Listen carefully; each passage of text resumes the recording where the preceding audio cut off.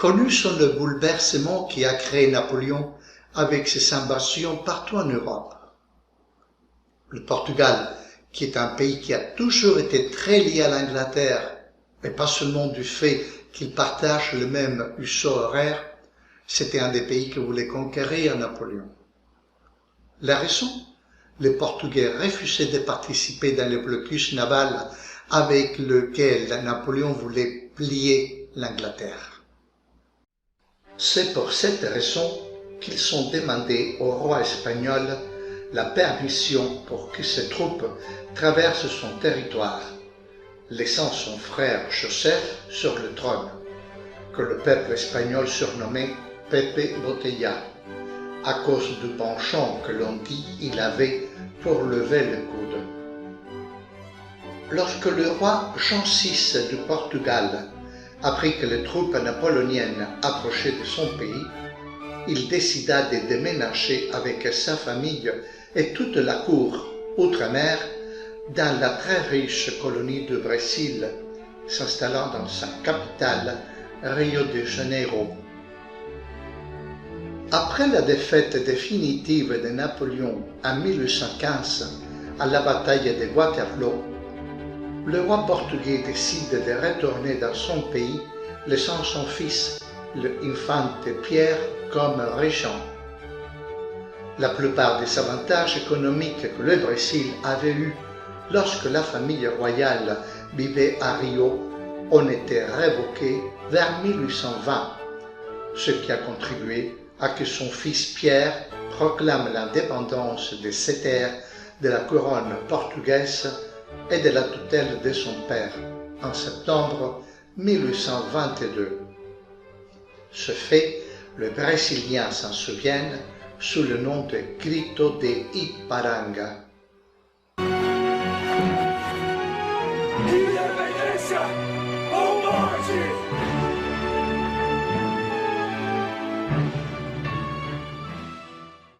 C'est le nom de l'endroit où se trouvait Pierre lorsqu'il a pris la décision de son père, le roi.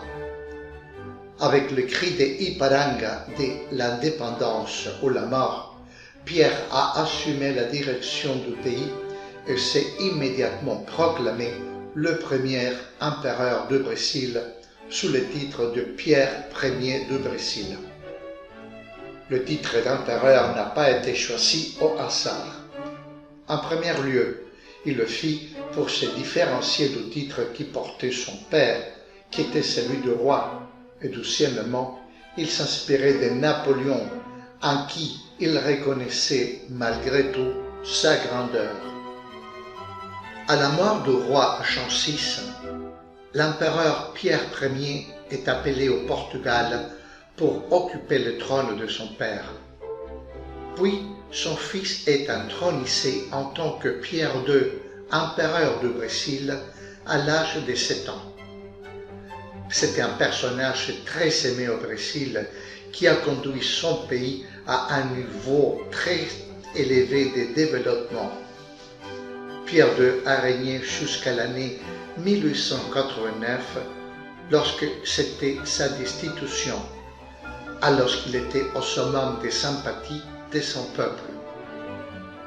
De Rio de Janeiro à l'état actuel de Minas Gerais, un chemin a dû être construit, car c'est dans les Minas Gerais que se trouvaient les principales mines d'or qui ont soutenu la richesse du pays.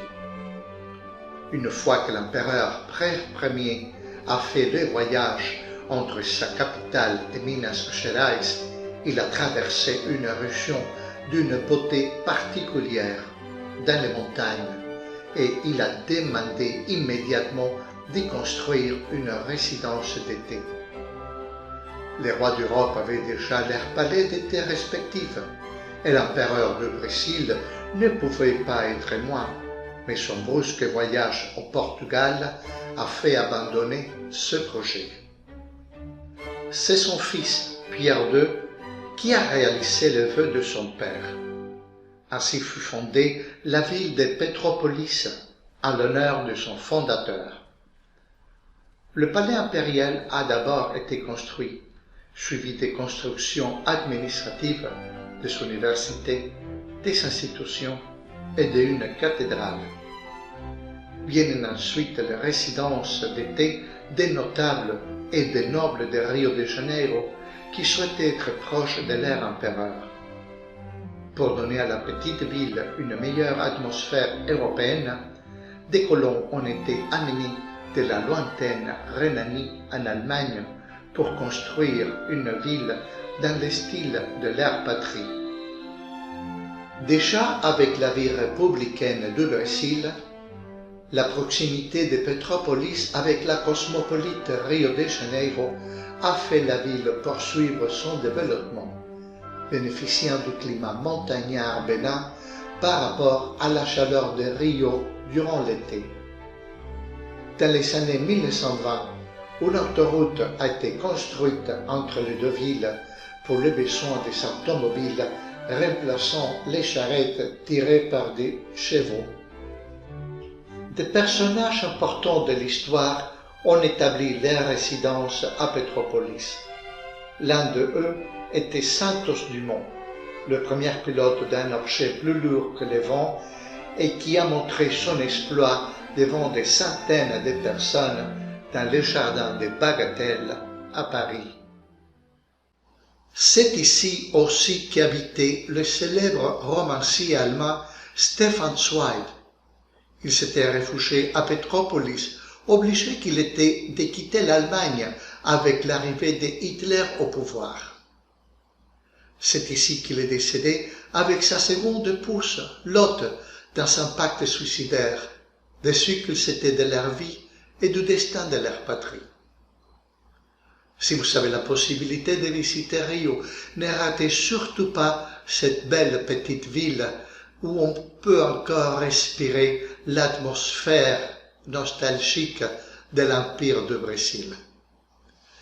C'est ainsi que je finis mon émission d'aujourd'hui. Je vous remercie beaucoup, comme d'habitude, le suivi que vous faites de mon travail.